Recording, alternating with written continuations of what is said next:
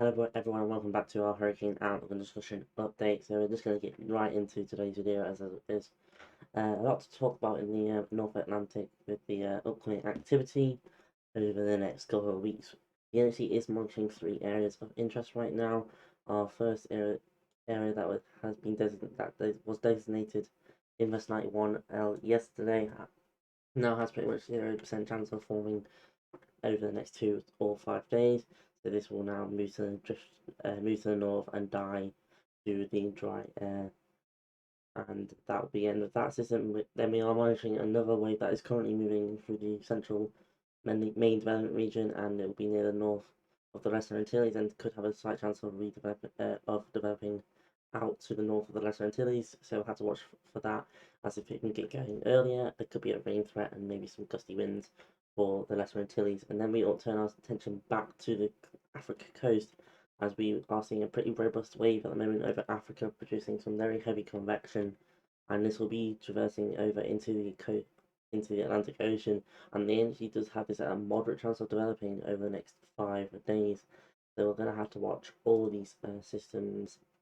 One thing we're not going to have to watch is this system here, as this now is not really a concern for anyone after the next couple of days.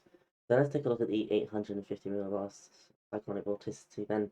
This is about 5,000 feet off the ground. We see here is our associated Invest 91L. Nothing really there with it, so we don't have to worry about that one. But then we do need to turn attention to the east, as we get that robust wave coming off the coast of Africa. Now, I'm sorry, I forgot to load up the satellite imagery, so we'll do that in it after we've looked at the model runs. But as we go in time, we already see that our wave that's exiting Africa has already got producing some vorticity spin in the atmosphere as over land, and this is produced probably some of the land friction. And as this comes off the coast of Africa, it's at low latitude, anywhere from really 12 degrees north. And as we move out in time, we see that the GFS takes a while to get going, and this is probably due to this monsoonal type of pattern we've got right now. We are pulling some moisture up from the south, and we can follow these wind bars. So we see this moisture getting pulled out from the south.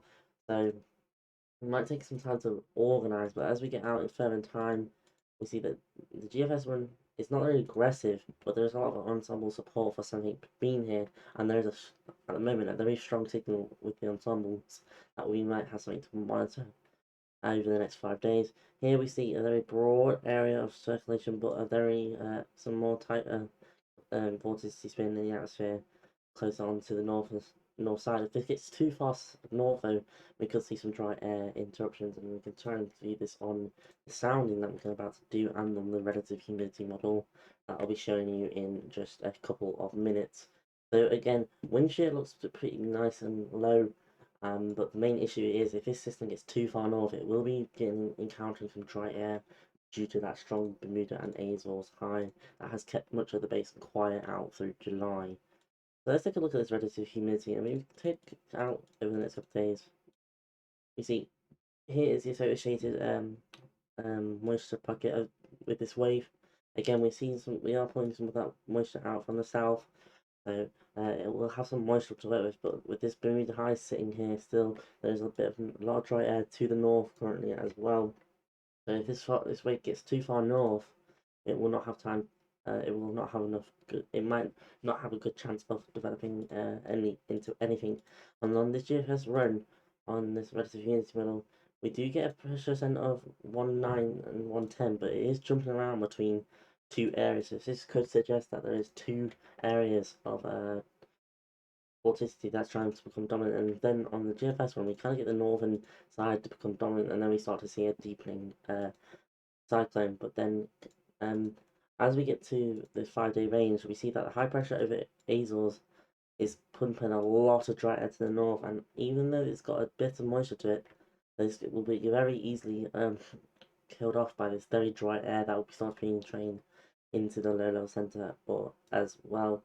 So by the time really we get out into the longer range, we see that really this system has really suffered from this dry air entrainment, and we only see a bit of moisture left over from this wave that is coming through. We don't see much with the wave that we're currently monitoring towards the Lesser Antilles, but I think over the next couple of days the models will try and spin up something there maybe possibility. And if we take it back just a while, just say let's go here. So here is some more moisture that will be moving over to the west, but again, there's a lot of dry air currently over this area, and this will hinder any kind of development with this system if anything tries to develop. And I don't think we're going to see anything really in the model runs until we get in the next couple of days, until we start to see something maybe trying to show up on the model run. I take a look at the now take a look at the Gfs Ensembles. This is basically showing you the Gfs Ensemble members. These red numbers show your pressure gradient, and the more brighter the oranges go, the more confident there is of something being there. As we go in the next couple of days, we see here is our wave now emerging off the coast of Africa, and there's already a bit of some models, some members, especially trying to get going pretty fast, and there's some decent model support overall in this area. But as we move on time, you see this even becomes more established as we get beyond the 3-day time period, where we have a lot of spread on the model, but it's very strong guidance really at the moment of time. We've possibly seen a storm southwards of the Cape Verde Islands, and we could possibly see some more rainfall for the islands, but probably not a direct impact from the system. And as we move on further in time, we see that this does ride north, and there is a strong suggestion that will be probably somewhere in this area. And like I was saying throughout this video, if it gets too far north, it will be starting to entrain some of that drier air due to the Bermuda and Azores high that has been sitting here pretty much throughout the last couple of months, pumping dry air across the basin and really making it difficult for these tropical waves to get going and in any kind of conditions.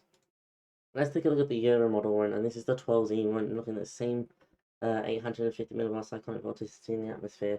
As we go out in time, we see here is our wave emerging off the coast of Africa. And again, there is some vorticity signature trying to get going, trying to become dominant, and get its low level center closed off. But the Euro keeps it very broad, disorganized, and maybe just a open wave at this time. So the Euro is trying to keep it closed, an open wave. GFS maybe suggesting we could see a tropical storm or tropical depression or storm. And the Euro is pretty much potentially just keeping it an open wave. I mean, we can look at the European ensemble members. Here is our wave emerging off the coast of Africa. Here is the other wave that the NHE is monitoring.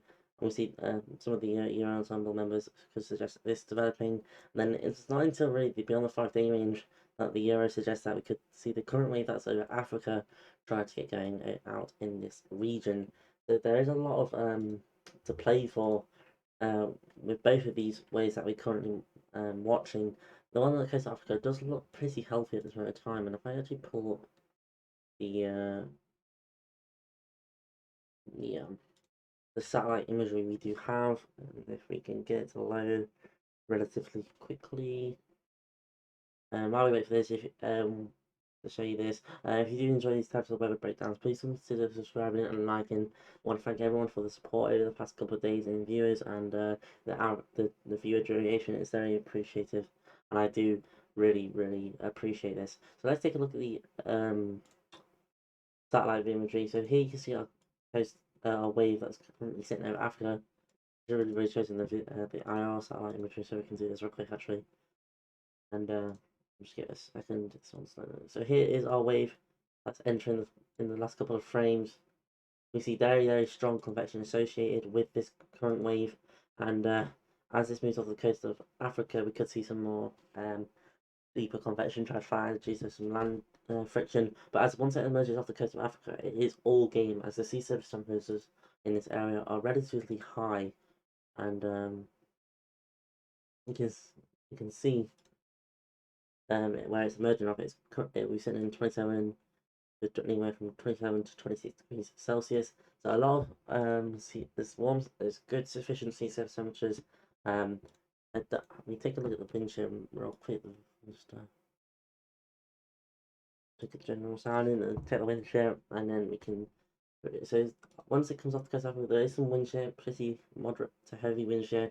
So maybe once it gets off the coast of Africa and gets further west, it might have a better time for development chances and trying to spin up maybe into a depression or storm. But right now, it is looking a very healthy tropical a tropical wave, and that will be emerging off the coast of Africa over the next couple of days. So that's all for today's video, and I want to try and keep these videos shorter than and then longer, so you don't get bored or just have something to do and doesn't interrupt. So I plan to do these shorter videos in the future. So if you do like that, again, please like and subscribe, and I'll see you all tomorrow.